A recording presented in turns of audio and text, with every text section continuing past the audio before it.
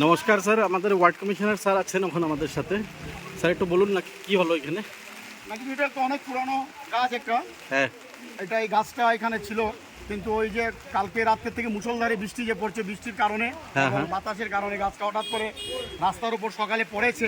ওকে। কিন্তু ভাগ্যবালা যে কোনো লোকের বা কোনো ইয়ের কোনো ক্ষতি হয়নি মানুষের। কিন্তু দেখা গেছে যে আমার গাছটাতে পড়েছে একটা অটো রিক্সা, এখানে দেখছেন একটা অটো রিক্সার উপর।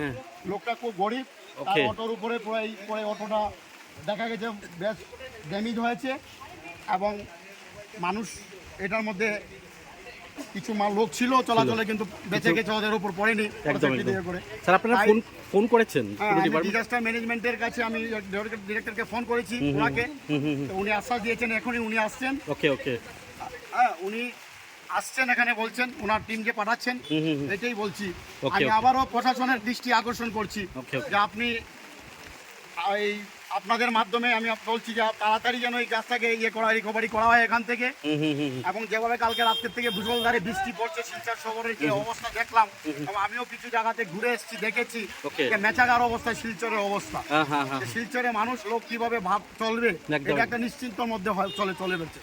কিন্তু আমরা দেখছি এটা নিয়ে প্রশাসনের কোনো মাথা ঘামানো নেই, রাজনৈতিক দলের কোনো মাথা ঘামানো নেই, শাসক দলের কোনো ধরনের মাথা ঘাম এটার মধ্যে নেই। সবাই ব্যস্ত নির্বাচন নিয়ে, সবাই নিজেদের রাজ্যের স্বার্থ নিয়ে। স্যার এই গাছটা কি আগে থেকে প্রবলেম ছিল না? এই গাছের কোনো প্রবলেম ছিল না, এই গাছটা একটা সাইডেই ছিল, গাছটার কোনো প্রবলেম ছিল না।